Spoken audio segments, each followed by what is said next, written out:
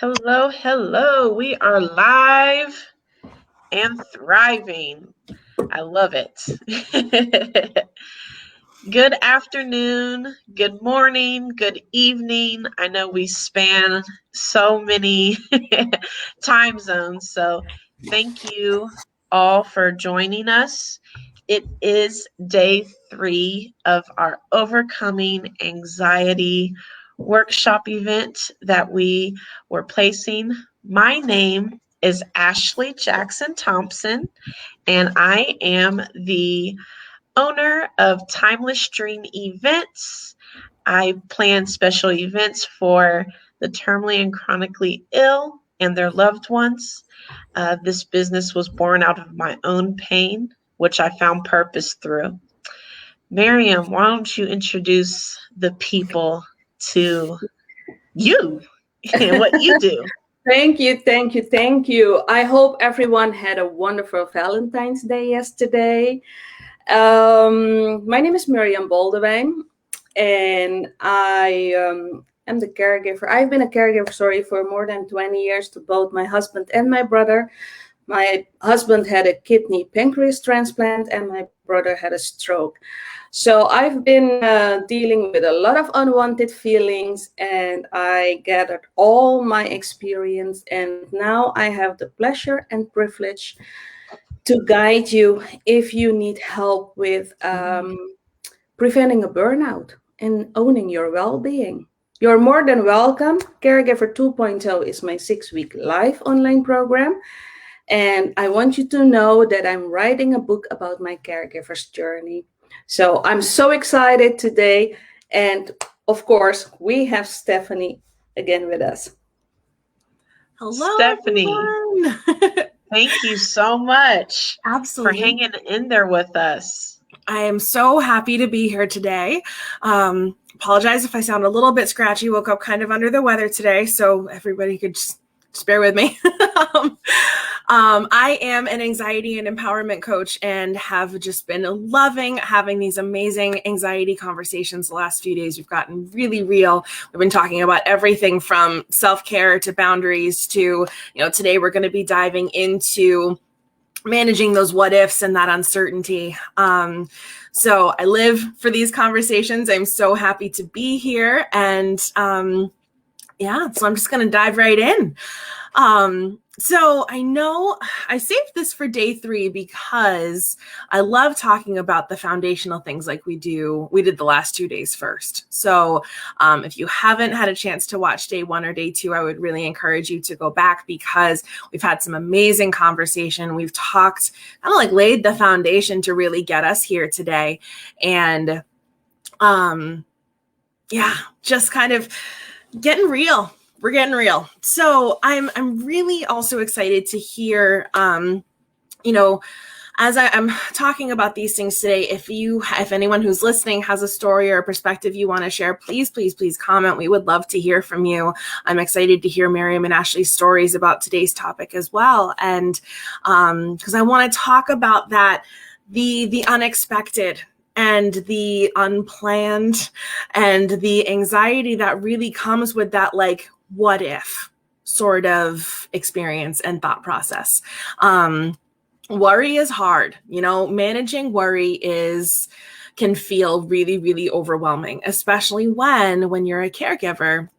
You're thrust into this very tumultuous situation where sometimes you don't know what each new day is going to bring or what things are ultimately going to turn out as, because there's no guarantees there, and there's no guarantees anywhere, which is, there's certain things in life that really bring the unexpected and that fear of the unknown into the forefront. And this is one of them.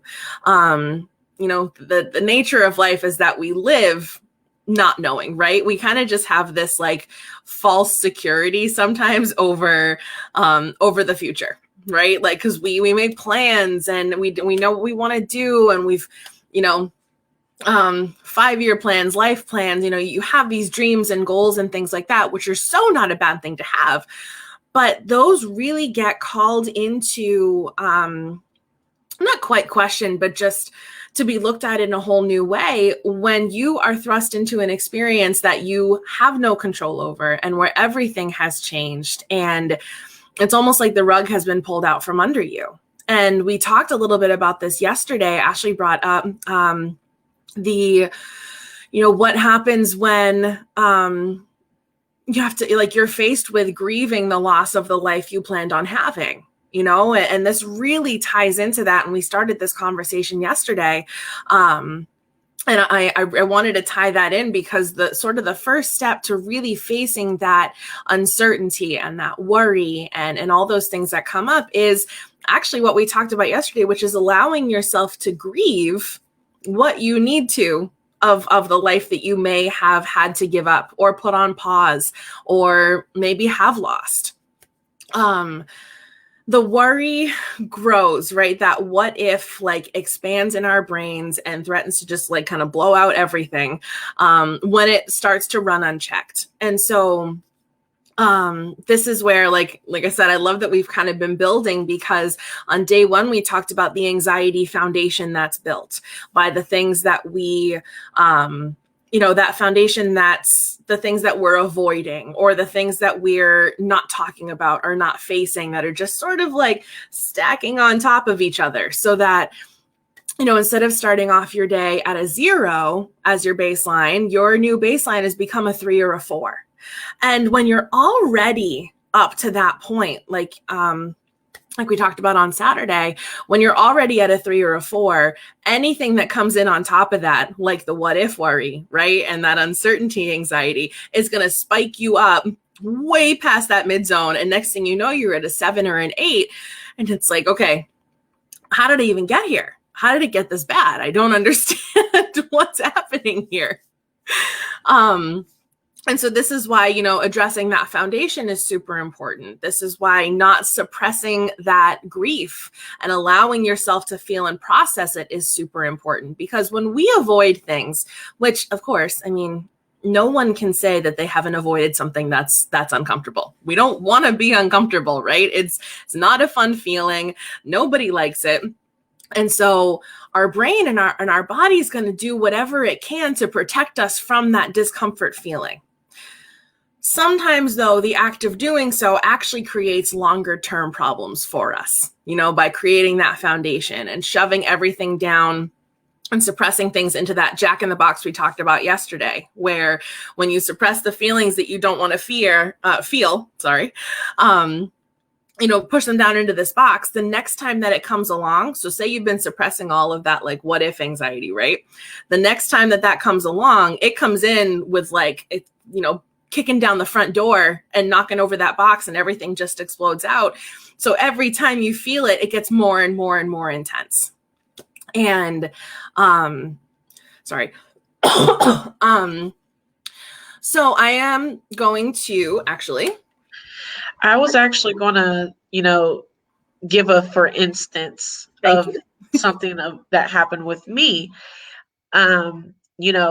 Just in our talks about how I realized I was doing that. I was just stuffing all of that, and I would it's almost like you walk past it, and it's that elephant in the room that you don't want to address. So, a lot of caregivers can, agree with this. We don't deal with our own issues.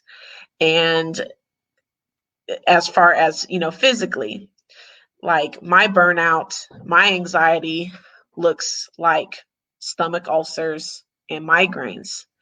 And I didn't know it was from anxiety, but now I know. And now I am dealing with it.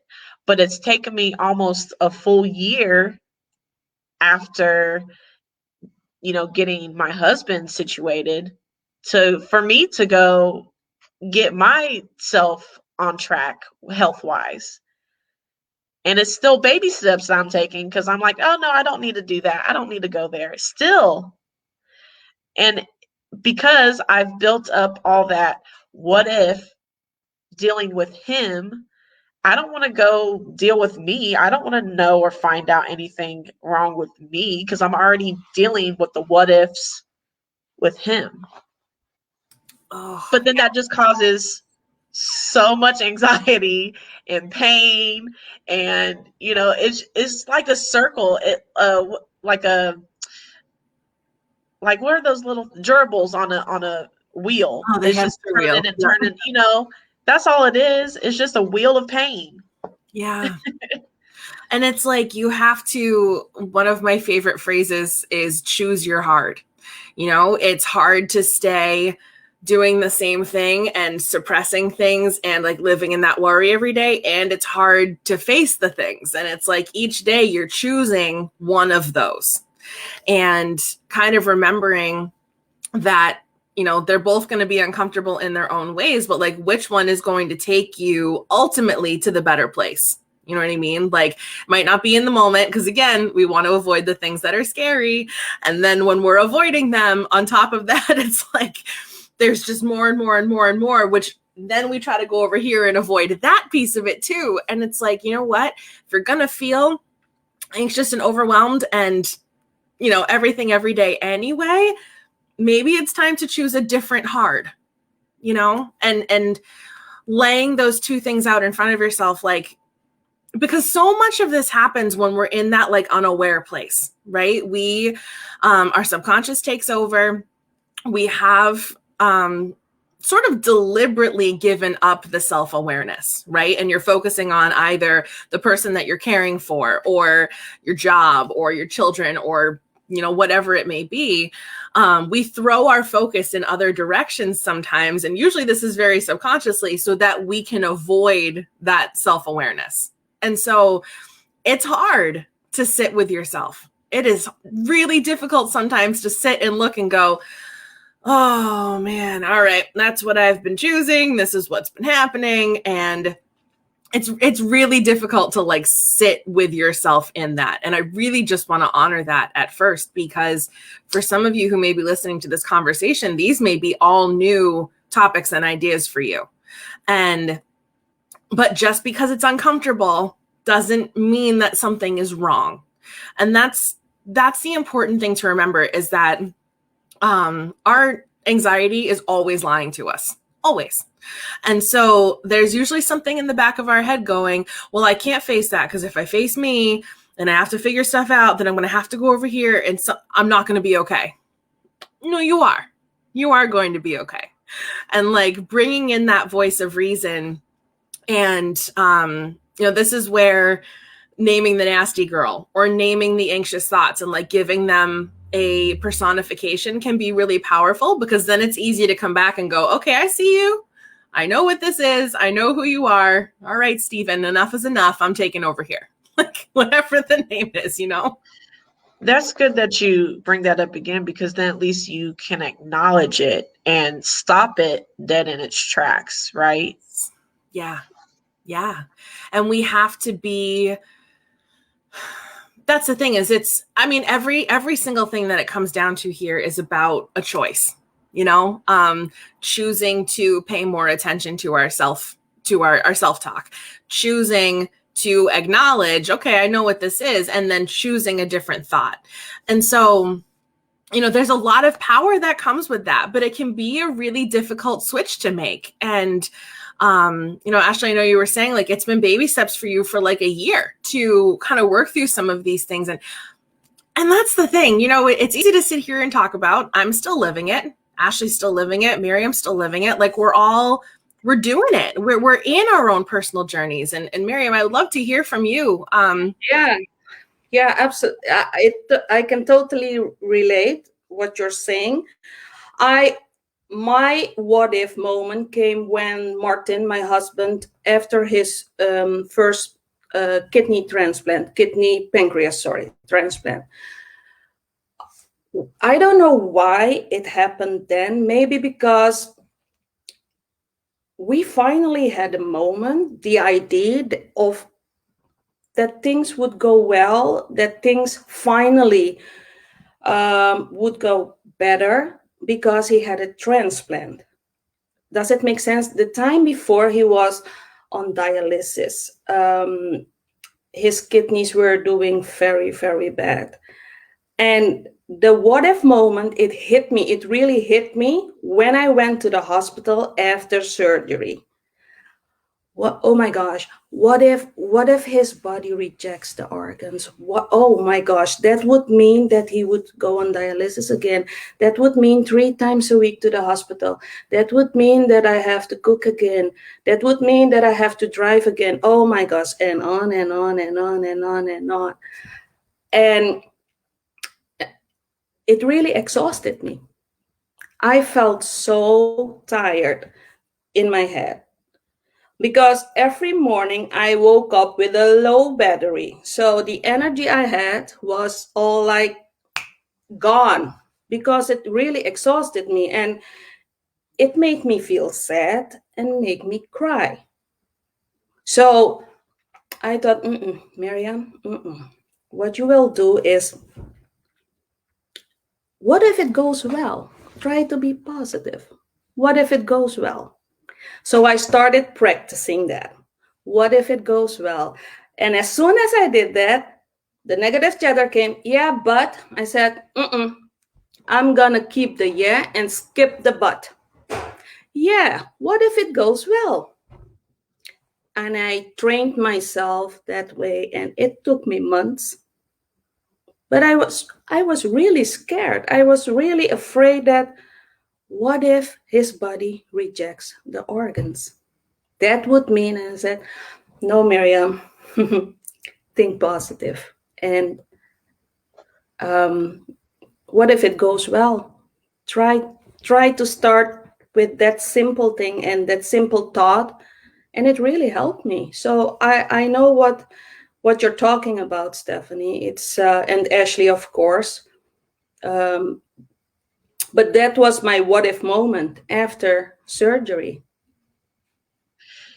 You know, I should be happy, but the what if was there. What if?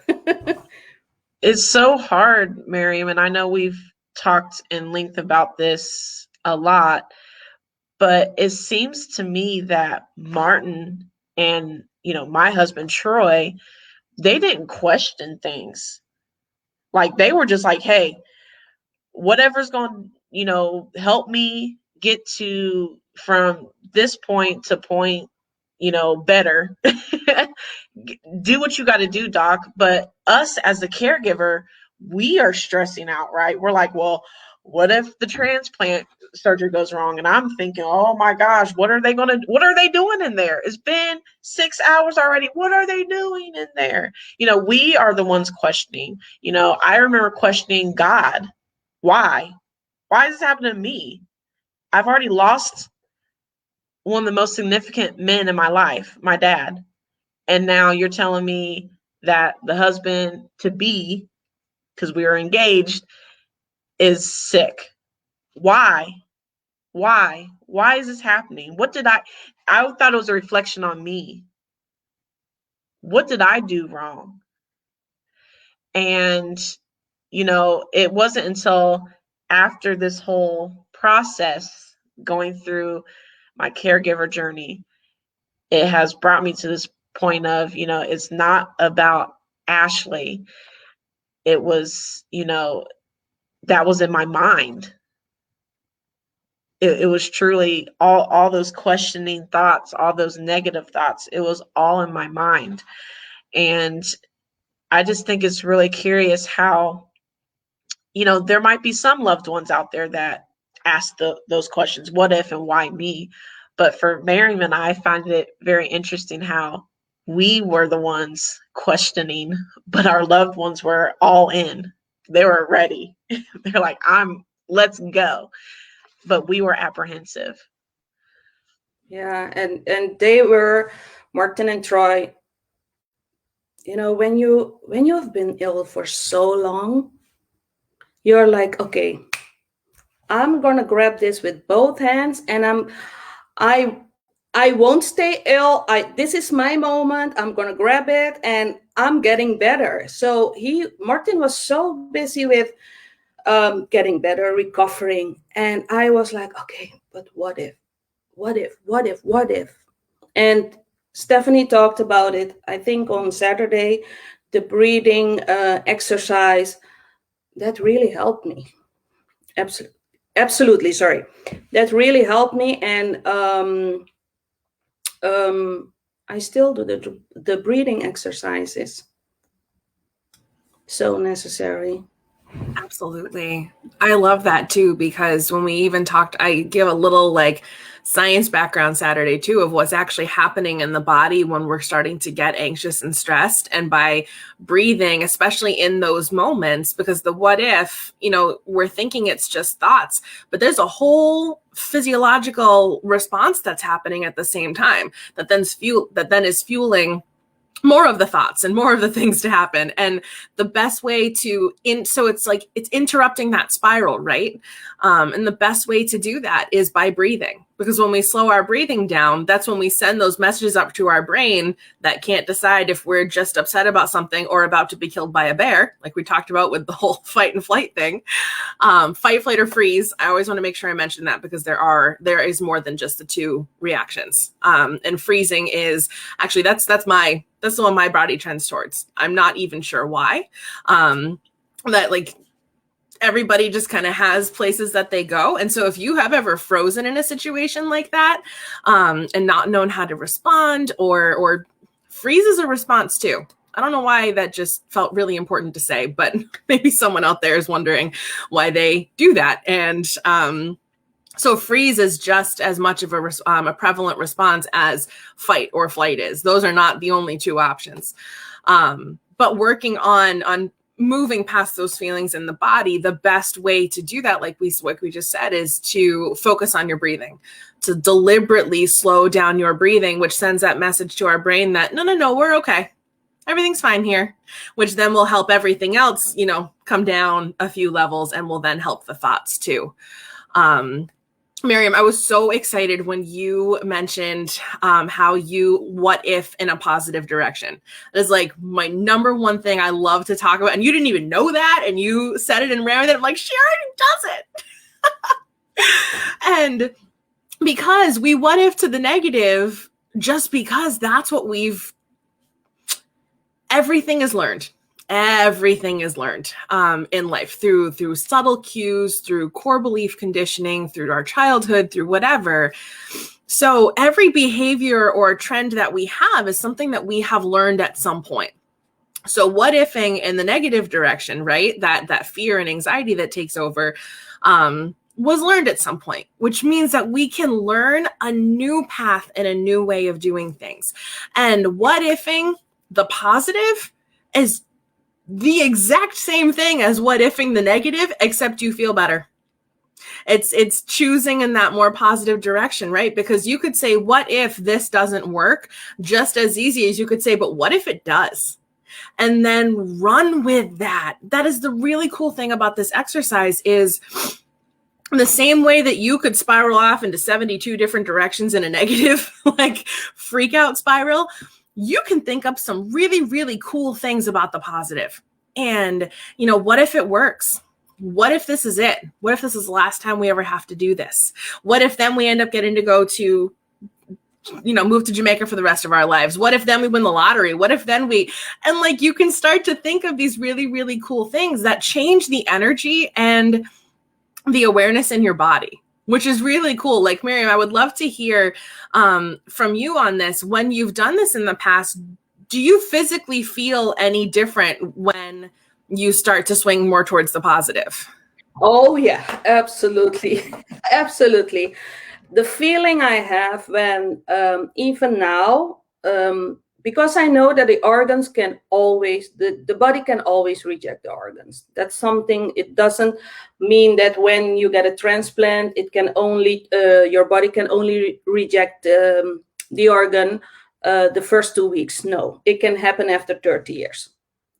But what we do, what I do now is, because I've switched it to the positive, I flipped it.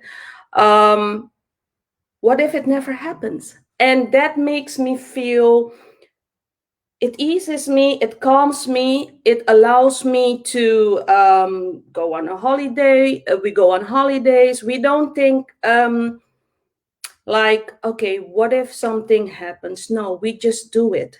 We just enjoy it. And like you said, I transferred that energy because I don't transfer fear, because Martin knows, he feels it when I'm in fear or when I'm nervous.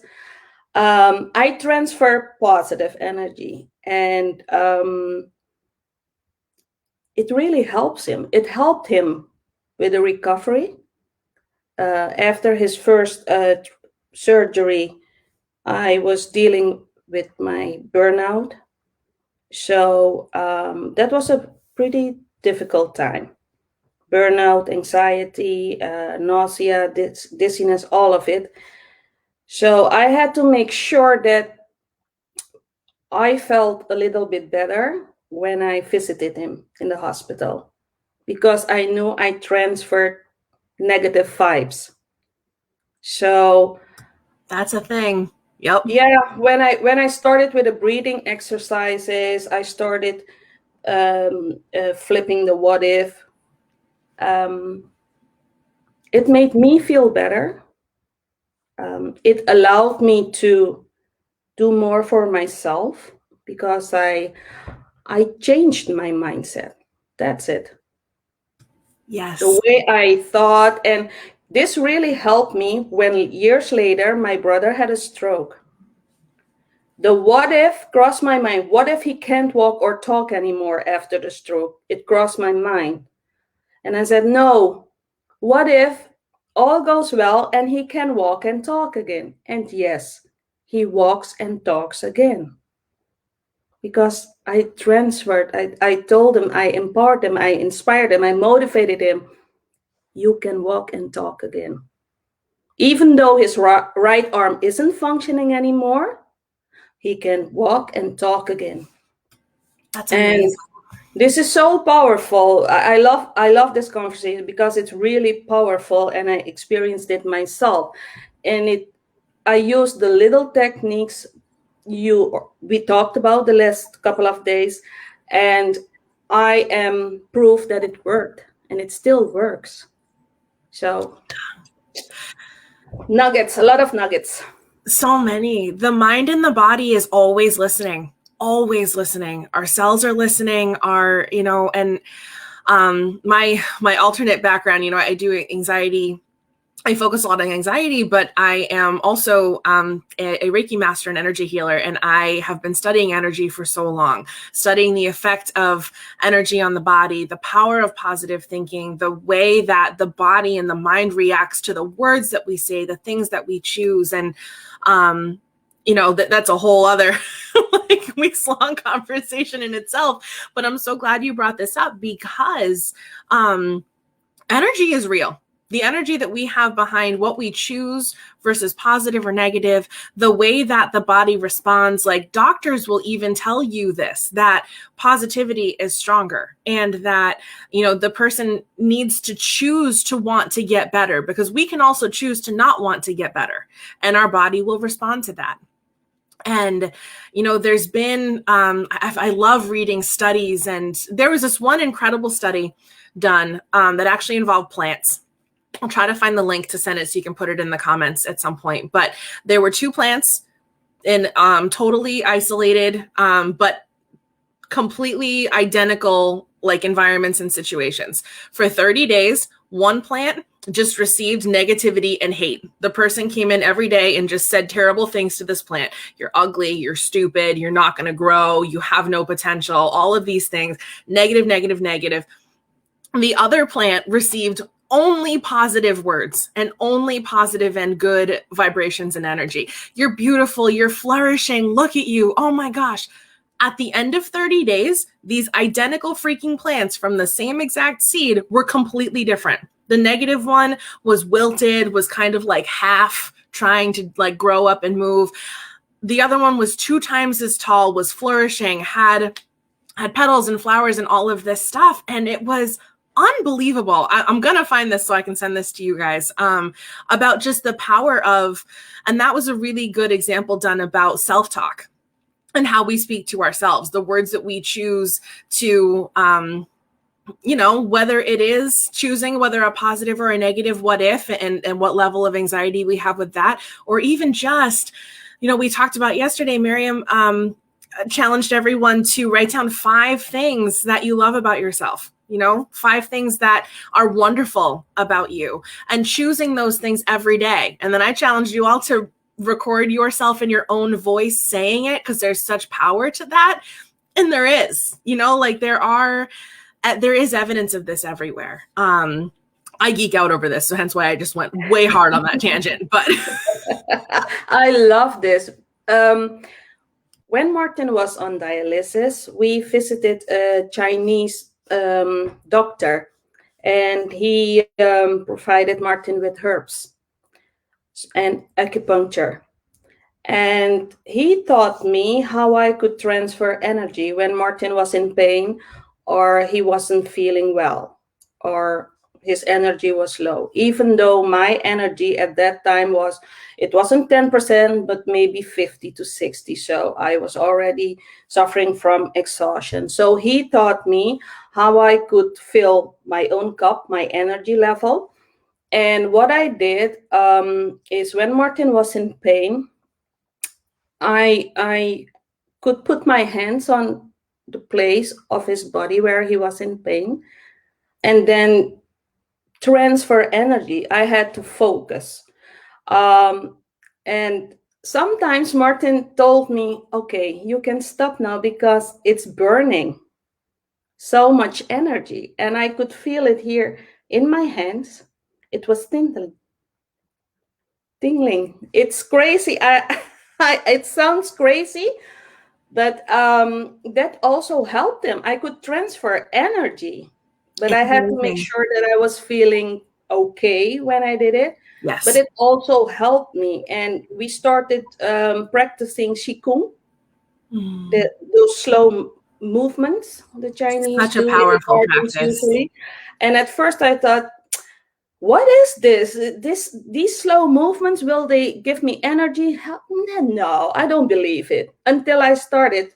After the first exercise, I was exhausted. And that's when I started feeling a bit better, sleeping better, feeling better, eating better. So it was a ripple effect. I could help Martin with that while he was on dialysis. And finally, 1 year later, he had his transplant. He had a major surgery, and he came out of surgery very well. So I'm happy you brought this up. Absolutely. Thank you so much for sharing all of that. That's incredible. I mean, clearly I'm a Reiki master, so I love all the energy conversation. I know acupuncture is so powerful. I'm actually going for my own first acupuncture appointment next week. So I'm excited that you just brought that up. It is a super powerful practice. Hospitals even are starting to get on this trend. They offer Reiki to inpatient patients. Words are hard. To people in the hospital. Sorry. You know, they have these sort of like the more like Eastern style medicines and holistic wellness approaches to things, instead of just the strictly Western, you know, medication, surgery, bye. Like that used to sort of be the trend around here. So I love seeing that change, because it is so different. It's not just our physical body that's healing. It's our soul. It's our energy body. It's all of the different pieces, our brain, our thoughts, like everything that just makes all of this up. And by starting to focus on these things, by, honest to God, just starting to shift first, choosing positivity, choosing the different language that you're using with yourself, it's going to have that ripple effect that I can't shut up about. I've mentioned it every day that we've been together, on your life, on the life of your loved ones, of those around you.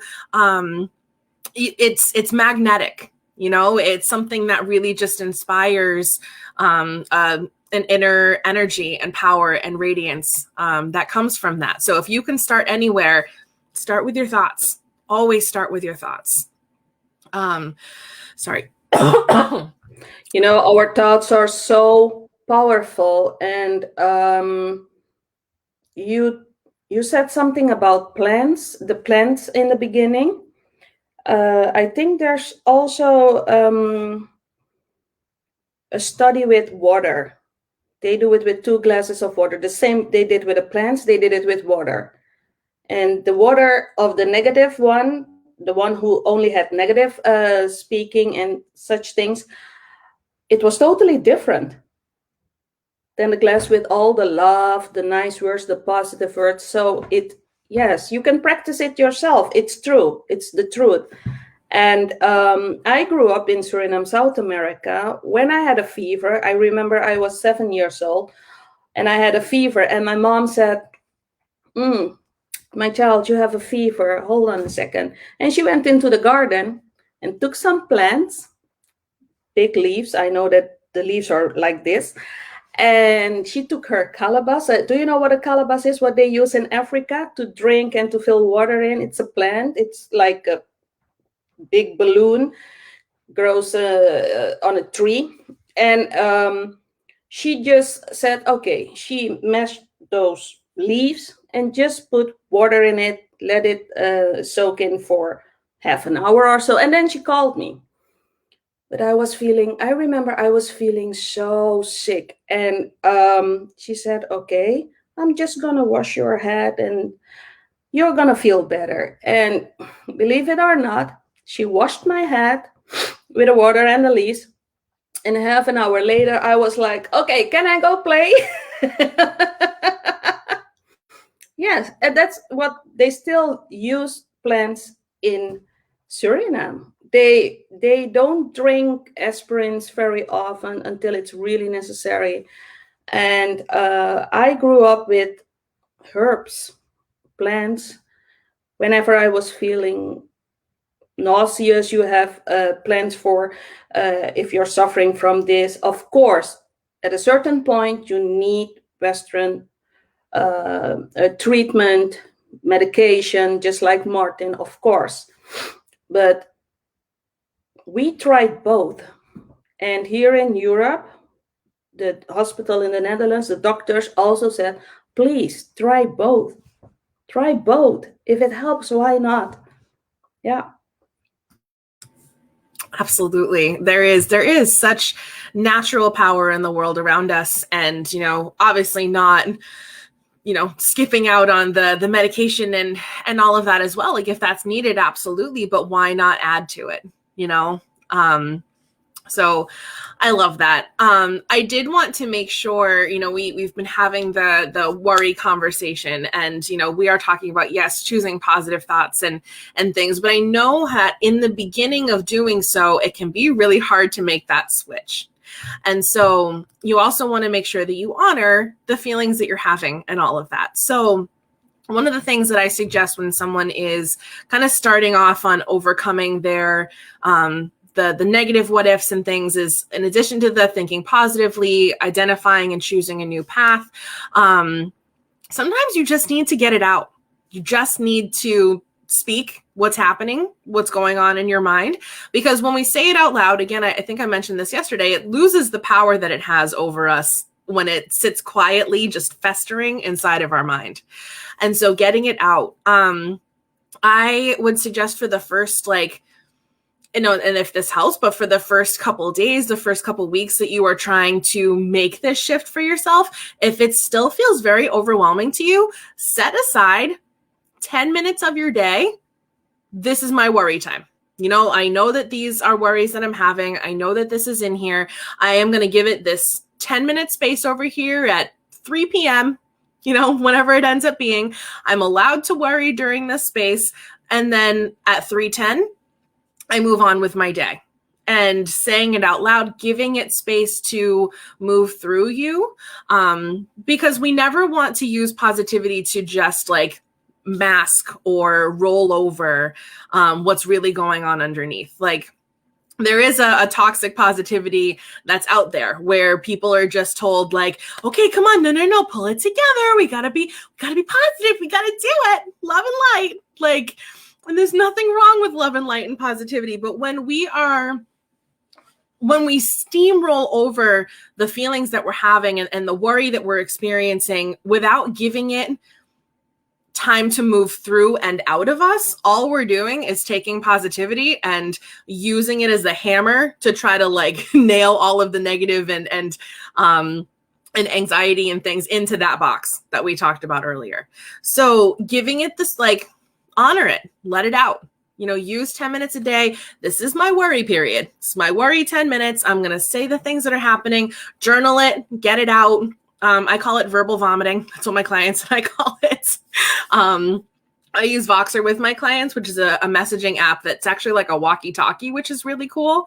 And I tell them, like, listen, when you're having a moment, just verbal vomit at me in Voxer. Let's get it out. I'll hold space for you. And then once it's out, cool. How are we going to move forward from there? But that is so much better than just trying, like, you know, again, pushing it down, trying to ignore it, suppress it, do all of those things. No. Have your worry time and then choose a new path. You know, acknowledge the feelings that are coming up, let them flow through you, and then decide how you want to feel from there moving forward. You know, it's not about never feeling negative again or never feeling anxious again. That's not real life. I think we've all mentioned that at least once here, that, like, you know, all of us are still on a journey and working on this for ourselves. But you have to honor the things that come up for you too. You know, that's part of your shadow, and every single person has a shadow, has these darker parts, these things that come up, the feelings that maybe we don't love diving into, you know, that anger, that grief, all of those things. But that's part of being human, is we're going to feel these things. So feel them, allow them to move through, have your 10 minutes of worrying a day. And then the empowering part is when you choose instead what you want to focus on, how you want to feel, the thoughts that you're going to have, but without doing so in such a way that we've just like negated all of the other pieces of things, you know? So I hope that that's landing okay. Yeah, and I too would also caution who you may say some of those worrying thoughts to, because of the whole, you know, love and light, like, you got this, like, you'll be okay. Yeah, it's all right. You know, even though no one in my immediate circle, other than, like, say, my mom and my grandmother, had been caregivers, so, like, no one my age, you know, could relate to me. But I'll say, but I did have this really, and still do, really, really good friend, more like a sister, who I literally would talk to every day. She knew my and Troy's schedule better than I did sometimes. Like, she would surprise me by saying, "Hey, are you on the road to the hospital now?" You know, just those sort of things. But, you know, when I would get in some of my moments, she's never been a caregiver, didn't understand it, but she would give me my space and then be like, "All right, you said that. Are you done? Now what's next? What are you going to do with that you just said? Because we need to turn it into something else." And, you know, to this day, I thank her and I acknowledge those words that she said to me, because I was low. You know, I had my mom to encourage me, but she's my mom. She's supposed to do that. That's her job, you know. But yeah, it was just encouraging to have someone in my life to be able to give me that check and balance. Like, okay, we've said those feelings, but what's next? Because now we have to take action, right? Because you'll let it sit there and fester. Yes. I love the what's next. That's a really powerful like trigger thought. And I mean trigger in a good way in this sense, like it you know, triggers action. to be like, okay, so here's where we are, here's where we let go, what's next? And it sets up your brain to go, oh, yes, okay, plan, what are we going to do? And it gives you an opportunity to make that choice. So I love that wording there. That's really powerful. Thank you for sharing that, Ashley. Yeah, and when you have someone who helps you with this, you are encouraged to move out of that dark place. I always call it the dark place, because you can't do it alone. You need someone, at least one person or two persons, who can help you get out of there, get you out of that comfort zone. Yeah. That nasty comfort zone. Which is funny because sometimes the comfort zone is a place of discomfort in itself, but it's the discomfort that we know. And so we gravitate towards that instead of making that shift in a different direction. Yeah, I tell people I had to get uncomfortable to get comfortable. One of my other favorite phrases. You guys are like in my brain today. I love this. Absolutely. Like, oh, and yes. And Ashley, you made a really good point too, when you said about, be very conscious of who you are speaking your worries and your fears to. And, it does come down to knowing who the people are that are going to respond in the way that you need, as opposed to, and, a lot of times people mean well. They do. Most people aren't trying to steamroll right over the things that you're feeling. It's just that they don't know how to handle what's being said to them, which is not your fault, is not their fault. It's just not a good match for that. And so being really aware of like, okay, so who are my people? So you've got your mom, you've got that best friend, like a sister, your grandmother understood, like, okay, so that's probably like your core.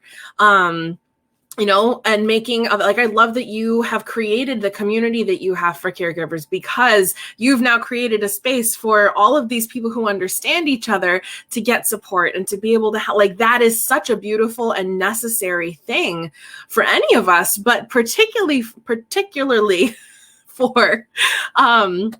it's the Sudafed. I'm telling you, my brain's just not kicking on all cylinders today.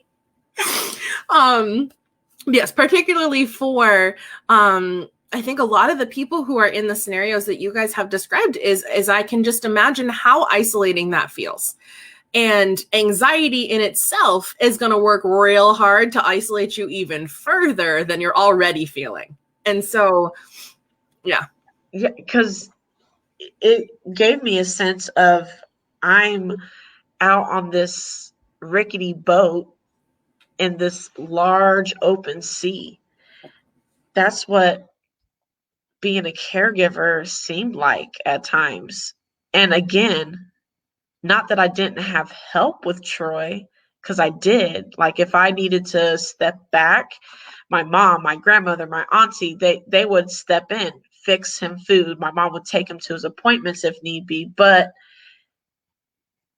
it still felt like all this weight on you, and you didn't know who to unpack it to or where to unpack it. So when I became more bold with sharing my story, that's where, caring for the caregiver, treat yourself group came into play, because I wanted caregivers to know that it is okay to treat yourself. Because, we've mentioned the past couple days the feelings of guilt when you would think about yourself. But I want to be able to let other caregivers know, like, that's not the case. You have to. And again, I'm going to keep beating this horse until it's dead, but it does not have to look like a luxurious spa day. It can look like you journaling, meditation, praying, listening to music. My favorite is going to my car, sneaking out the door because I don't want him to even know where I'm at. Sitting in my car, sometimes I drive away and listen to any and all kinds of music as loud as I want. That's self-care. it can look like anything to you. It has to be yours, and it's okay to participate in it for you. It's okay to love on yourself, to show up for yourself.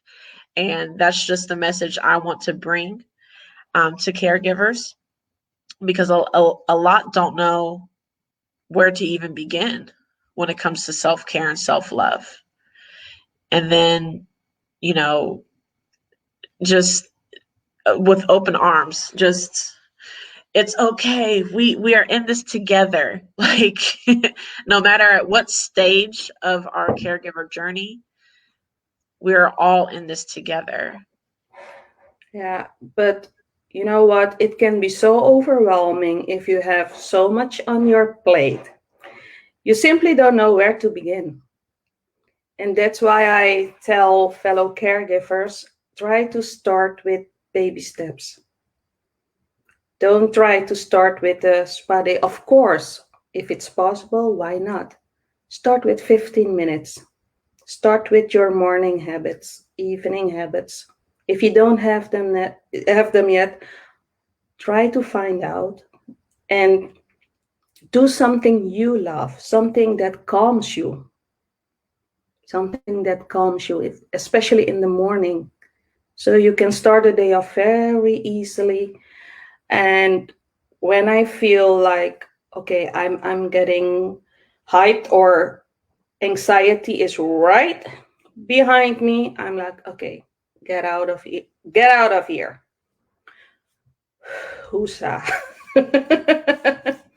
But it can be very overwhelming if you think, oh, I want to do this, I want to do this. I have so many things to do. It's very overwhelming. I mean, I remember, and I know I would love to hear what you were thinking when they told Martin, but you know, I felt like it was an outer body experience that I had when I'm sitting in the examination room with Troy, and the doctor comes in, you know, to confirm our worst fear, that not only did Troy have cancer, but you know, Troy goes above and beyond and has stage 4 rare cancer. And I'm just like, huh? Like, I'm there physically, but my mind is like up and looking down and like, girl, what?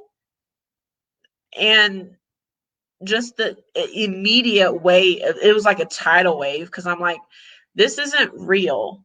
We're in our 30s. Like, this really, and we just got engaged. Like, this really can't be real at all. So, you know, I you know, I understand that feeling of a tidal wave of emotion, of anxiety, and like I brought up yesterday, the different sides of grief that can come with, you know, an actual passing versus the grief of your perfect picture of a life that you had in mind.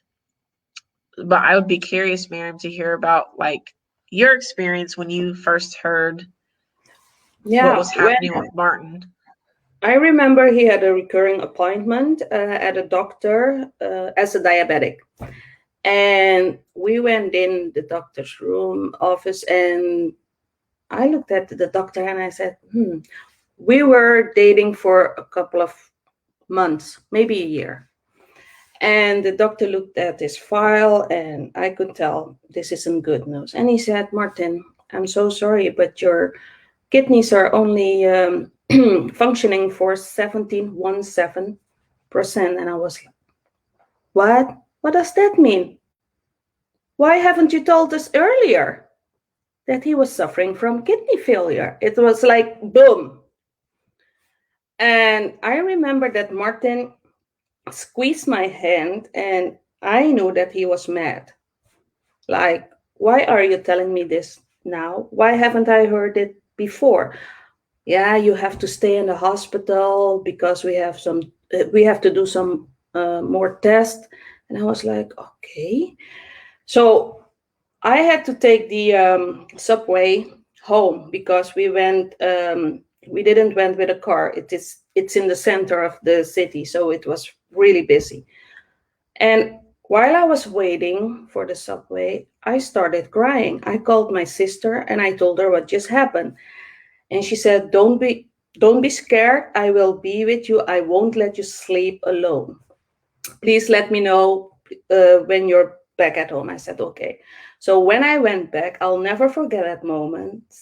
I saw my husband to be, at that time we weren't married yet, sitting on the hospital bed, and I felt so helpless.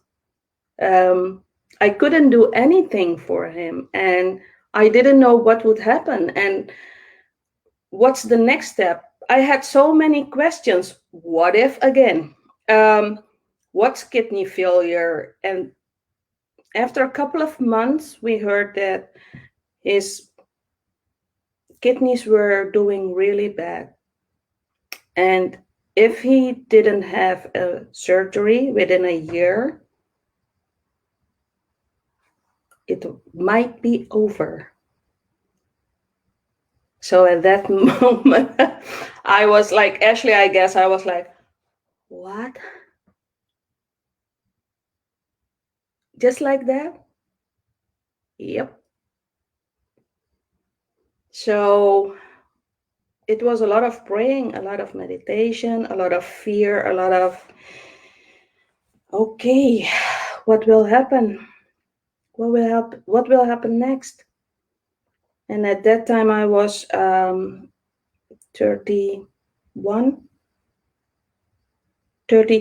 years. You started your caregiver journey at the same age as I did. Yeah.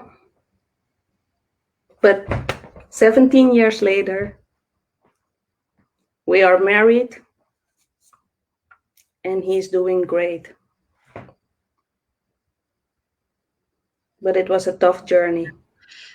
Yeah, and that I love teaming up with Miriam when we speak with caregivers, because we have so much alike, and even though our caregiving journeys are so different as far as the ailments, we want to help build and encourage caregivers.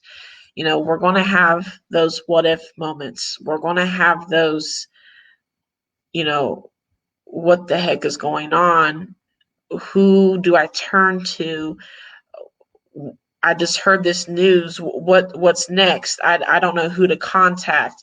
There's so much knowledge that Miriam and I together have built up that we want to share and help our fellow caregivers. And that's why we've started with you, Stephanie. You really helped this movement where taking it off of Facebook and putting it onto also YouTube, and just hopefully we can keep spotlighting different areas that caregivers deal with, different of course, we've covered anxiety, and there's even more so that we can go over, I'm sure, to that dealing with anxiety, but, bringing other experts in their fields that can cater to caregivers and what, our needs and wants are. And I just want to say thank you so much, Stephanie, for all that you have done. I mean, this is our 4th session, but this 3-day weekend session that you did for the group, I really appreciate you, and I can't say it enough. And of course, Miriam, my right hand soldier with me. I love you, girl. You have done a great job, Stephanie. Thank you so much for sharing all those nuggets. Could you please repeat your business with our viewers? Yes, absolutely. First off, thank you both for the sweet words. And I'm so, so happy to have been here. And, you know, when this was put on my heart to do this weekend with you guys, it was something that just felt like oh my God, yes. And I was so happy when I reached out to Ashley and she was like, oh my gosh, that'd be so great. Like, so this has been amazing. This whole weekend has been, and I'm really hoping that, you know, this is able to reach, a lot of people moving forward. And but yeah, so the name of my business is Up Leveling Unapologetically. That's actually the name of my website, just no spaces. So uplevelingunapologetically.com. I do specialize in anxiety, as we've been talking about, but also empowerment, confidence. I'm a Reiki master and energy healer, as well as speaker. So I have a lot of different facets of things, which I love. Okay, I think Reiki is going to be in the future. I like that. Oh, yes, yes, yes, yes. I love Reiki. Oh, and just energy in general. Like, there's so much more to our experience as humans than just our physical representation of it. So I love being able to chat more about that too. But if anyone is, you know, if anything that came up over the course of this weekend, you want to have a little bit more conversation about, my DMs are always open. You can find me on Instagram, Facebook. I love having conversations. I do a lot in my free group around anxiety, energy, all of the things too, which you can find right over on my profile. But yeah, message me anytime. My signature group coaching program is actually called Make Anxiety Your Bitch. And I love it. It's 8 weeks long. We have a lot of fun. It's a great vibe in there, while at the same time that we're healing and overcoming, you know, there's also, we make it a lot of fun. And so actually the next round starts today. So today's the last day to join if anyone is interested. I run it about 3 times a year. So, you know, if today's not the right day, it will come up again. But it happened. The timing was really, really good with where we were here with when that was starting. So I definitely wanted to make sure to mention that. But I would love to continue this conversation with anyone. If you have any questions, please, I'm, you know, my social media is an open door, and I would love to chat more with anybody. I just love your energy. I love your energy. I get so excited. And Miriam, where can we find you? What's on the horizon for you? MiriamBaldwin.com, Caregiver 2.0. My program starts March 1st. 6-week live. I want to see you. I want to empower you. I want to motivate you. I want to get you out of your comfort zone, because I really have the privilege and pleasure to guide you, to own your well-being. You're doing an incredible job as a caregiver, but you have to take care of yourself first before you take care of anybody else. Thank you so much. And of course, you can find the ringleader, aka me, at timelessstreamevents.com. I do have a freebie on my site if you join the newsletter crew, and it is a self-care downloadable 10 tips for you. Just again, join the Caring for Caregiver Treat Yourself group if you're a caregiver and you're needing some tips, you're needing uplifted, you're needing that love. You know, we appreciate you. I appreciate you. I love you. Come join us. And, you know, one of the last things I'll say is, if you haven't felt loved and appreciated, just know that you are.